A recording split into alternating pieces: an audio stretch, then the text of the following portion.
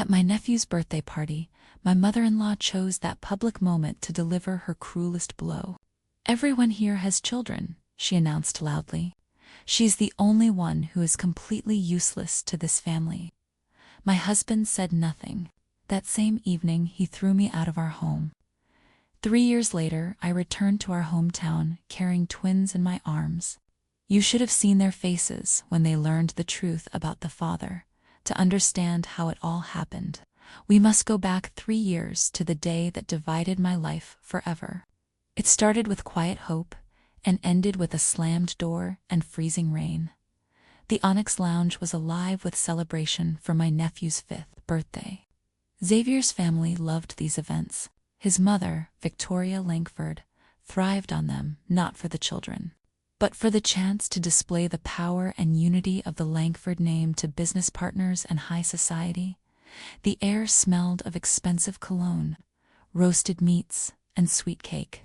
Children in fine clothes ran between tables. I, Karina Langford, sat alone at our table, twisting my fingers nervously under the cloth. I felt like an outsider in this world of perfect families. Everyone around me had children or grandchildren. Xavier's cousin rocked her baby. A city official tossed his laughing daughter in the air. I was just Xavier's wife, an accessory. I tried smiling when my nephew ran past, smearing chocolate on my modest gray dress.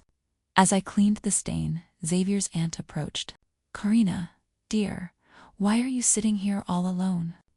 Look at these beautiful babies. It's past time for you too. That clock is ticking." The heat rose to my face.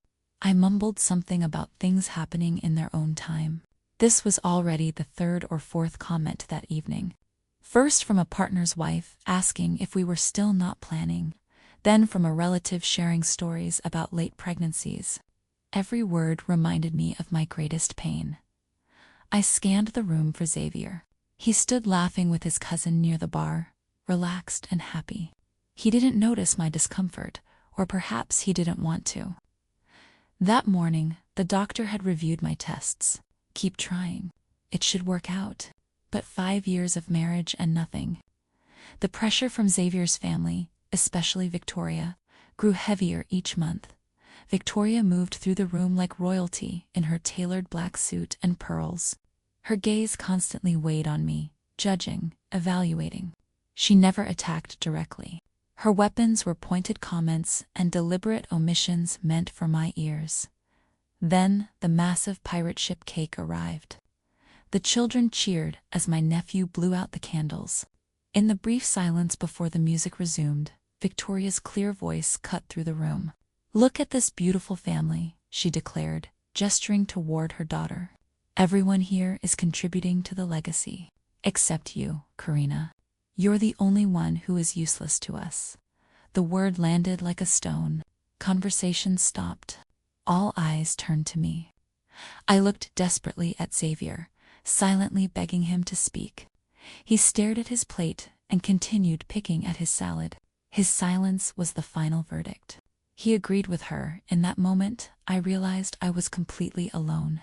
What happened that night when we returned home would shatter my world completely and force me to discover a secret that changed everything.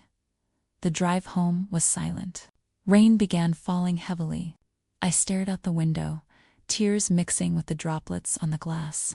When we entered our apartment, Xavier didn't even remove his coat. He looked at me with cold, empty eyes. "Mother is right. I need a real family." I froze, unable to believe what I was hearing. "What are you saying?" I whispered. "Pack your things," he replied. "You have 30 minutes. Those words knocked the air out of me. 5 years of marriage, all our dreams, everything was ending. I begged him, but he turned away. With shaking hands, I threw clothes into a small bag. He watched me like a stranger, offering no help, no money, nothing. When I finished, he opened the front door. The slam behind me echoed like the end of my life. I stepped into the pouring rain, soaked instantly. I walked without direction until exhaustion set in. Stopping under a store awning, I searched my purse for a tissue. My fingers brushed against a small box, I had bought that morning after the doctor's visit, a pregnancy test. With trembling hands, I pulled it out. 2 clear lines stared back at me. I was pregnant. The joy I had planned to share with Xavier after the party now felt like the cruelest joke. He had just thrown me out for being useless, yet I carried his child. I stood in the rain, staring at the test. I wasn't alone anymore. A new determination began to form. I called my college friend Maya in Savannah. "Can I stay with you?" I asked, voice breaking. She didn't hesitate. "Come, for as long as you need." I took the night train, leaving everything behind. By morning, something had shifted inside me. The pain remained, but a cold resolve grew over it. They had discarded me. Now I would build a new life without them. The biggest surprise came at my first doctor's appointment in Savannah, one that would change my future forever. In Savannah, Maya welcomed me with open arms. I told her about the humiliation and eviction, but kept the pregnancy secret for now. The first weeks were a blur of rest and healing. I found a clinic using my maiden name and attended my first ultrasound. The doctor smiled at the monitor. "Everything looks good at 12 weeks. Heartbeat is strong." Then she paused. "Wait. There's a surprise here." She turned the screen. "You're having twins." Twins. The news hit me like a wave. Terror and joy mixed together. I was alone, broke, and jobless in a new city, but I had 2 babies growing inside me. This doubled my determination. I started baking again, using old family recipes. Maya's coworkers loved my pastries. Orders began coming in. Soon I opened a small bakery, Karina Sweets. 3 years passed. I built a successful business and a peaceful life with my twins. Kenzo and Kelia, they were my everything, energetic and curious. I rarely thought about the past. Then my mother fell ill. I had to return home. The small town hadn't changed, but I had. When my father saw the twins, shock filled his eyes. At the hospital, my mother's face lit up, seeing her grandchildren. But rumors spread quickly. Soon I ran into Xavier at the market. He froze, staring at the children. Beside him stood his new wife, pregnant and elegant. The confrontation that followed with my ex-mother-in-law would reveal dark family secrets I never imagined. Victoria approached me in the park, venom in her voice. She called my children someone else's brood and accused me of trying to trap Xavier. I stood tall and warned her to stay away. Her threats only strengthened my resolve.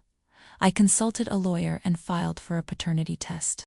Victoria's new daughter-in-law Sophia visited me in panic, offering money to drop the case.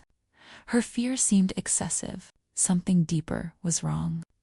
I revisited an old family diary and consulted the longtime family doctor. The pieces revealed a horrifying truth. Victoria had long believed Xavier was infertile and had orchestrated a secret plan involving his cousin to produce an heir. I organized a charity auction, knowing the Langfords would attend. On stage, I exposed the conspiracy with evidence: the diary, the doctor's words, and a photo showing Victoria watching the setup at the lake house years ago. Sophia dramatically revealed her fake pregnancy prosthetic. The scandal erupted publicly. The final revelations about the children's true parentage would deliver the ultimate blow to the family that had rejected me. I showed the pregnancy test from the day of the party, and the DNA results proving the twins were Xavier's. Family's lies collapsed completely. Victoria's empire of manipulation crumbled in front of the entire town. I left the scandal behind and returned to Savannah with my children. The bakery thrived.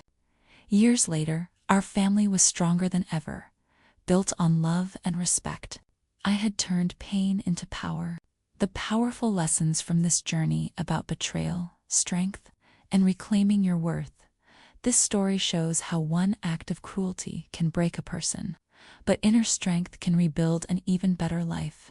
Victoria's obsession and Xavier's weakness destroyed their family, while my love for my children gave me the courage to rise.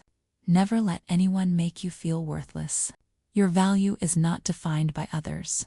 Demand respect, protect your peace, and know it's never too late to start over. If this story resonated with you, remember, you are never useless, and your comeback can be more powerful than anyone imagines.